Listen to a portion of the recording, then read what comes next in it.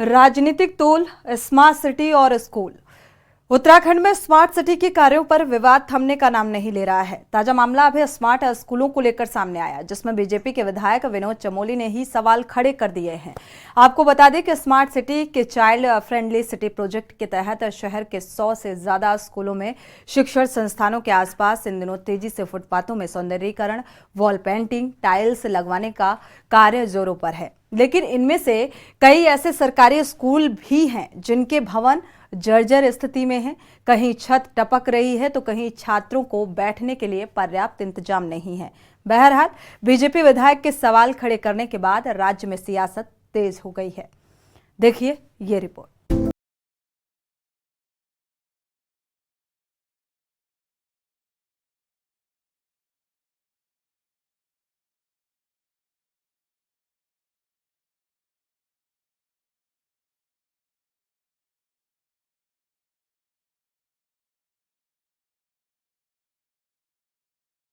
में लगी हुई है। सरकार स्मार्ट सिटी के चाइल्ड फ्रेंडली सिटी प्रोजेक्ट के तहत शहर के 100 से ज्यादा स्कूलों और शिक्षण संस्थानों के आसपास इन दिनों तेजी से फुटपाथों के सौंदर्यीकरण, वॉल पेंटिंग,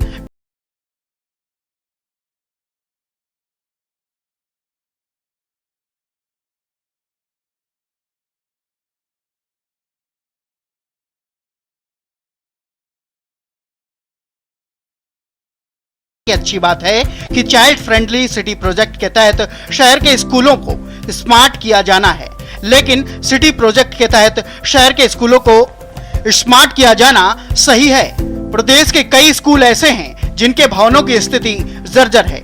कहीं फर्नीचर उपलब्ध करवाने के साथ ही अन्य व्यवस्थाएं दुरुस्त करवाने की जरूरत है। सिटी के काम में हम लोगों ने एक कंपोनेंट और जोड़ा था, जिसमें यह था कि इसको चाइल्ड फ्रेंडली सिटी बनाएंगे और उस पर काम हो रहा है। अच्छा एक प्रयोग यहाँ पर हो रहा है कि जहाँ जहाँ हमारे स्कूल्स हैं उसके आसपास का वातावरण बच्चों के लिए शिक्षाप्रद हो, सुरक्षित हो और आसपास बेहतर वातावरण मिले, उससे बच्चे प्रेरित हों। तो उसके लिए काम चल रहा है इस समय और तमाम स्कूल उसमें हमने लिए हैं। लेकिन मैंने ये उच्च स्तरीय अधिकारियों से भी बात की है, सरकार में भी बात की है कि स्कूल के आसपास का माहौल तो हम ठीक कर देंगे, लेकिन स्कूल ही ठीक नहीं होंगे तो बच्चे पढ़ेंगे कैसे? क्योंकि अंततोगत्वा तो उसी प्रीमिसेस में बच्चों को 5-7 घंटे रहना होता है और क्लासेस अगर ठीक नहीं है या वहाँ पर इंफ्रास्ट्रक्चर ठीक नहीं है, अंदर का वातावरण अगर ठीक नहीं है, तो निश्चित तौर पर उसका दुष्प्रभाव भी बच्चों पर पड़ रहा होगा, उनके भविष्य पर पड़ रहा है। तो मैंने कहा था कि जिन स्कूलों को हमने टेकअप किया है उन स्कूलों को एज ए होल करें, उसके आसपास के वातावरण को भी ठीक करें और स्कूल के अंदर के वातावरण को भी ठीक करें। आपको बता दें कि स्मार्ट सिटी के चाइल्ड फ्रेंडली सिटी प्रोजेक्ट के तहत शहर के SGRR ब्लॉक की Khudbuda GIC, Khudbuda Mangla Devi inter college, DAV PG college, Sadhuram inter college, Shri Sanatan Dharma Vidyalaya, मोती बाजार, MKP PG कॉलेज समेत 106 संस्थान हैं। वहीं बीजेपी विधायक विनोद चमोली के सवाल पर खड़े करने के बाद राज्य में सियासत शुरू हो गई है। विपक्षी दलों ने विधायक विनोद चमोली के बयान का समर्थन करते हुए स्मार्ट सिटी के कार्यों पर सवाल खड़े किए हैं। जी ने बिल्कुल सही बात कहा है और हम अगर सही अर्थों में कहें तो विनोद चमोली जी ने भारतीय जनता पार्टी की सरकार की जो शिक्षा व्यवस्था है उसकी पोल खोलने का काम किया है। सत्तारूढ़ पार्टी के विधायक हैं, ये हमको तो कहते हैं, हम आरोप लगाते हैं, लेकिन उन्होंने जिस तरह से बात की कि विद्यालयों की व्यवस्था अस्त व्यस्त है, जर्जर हालत में विद्यालय हैं, आप एक जगह सुधार रहे हैं, दूसरी जगह बिगाड़ने का काम कर रहे हैं। तो उन्होंने कहा कि समग्र रूप से आप काम करिए, ग्रामीण क्षेत्र का भी करिए, शहरी क्षेत्र का भी करिए, लेकिन कुल मिलाकर हम ये कह सकते हैं। मैं तो धन्यवाद दूंगा विनोद चमोली जी को, जो कम से कम निडर होकर बोलते तो हैं सरकार के खिलाफ भी, और सरकार की जो वर्तमान शिक्षा व्यवस्था है उसका पोल खोलने का काम किया है।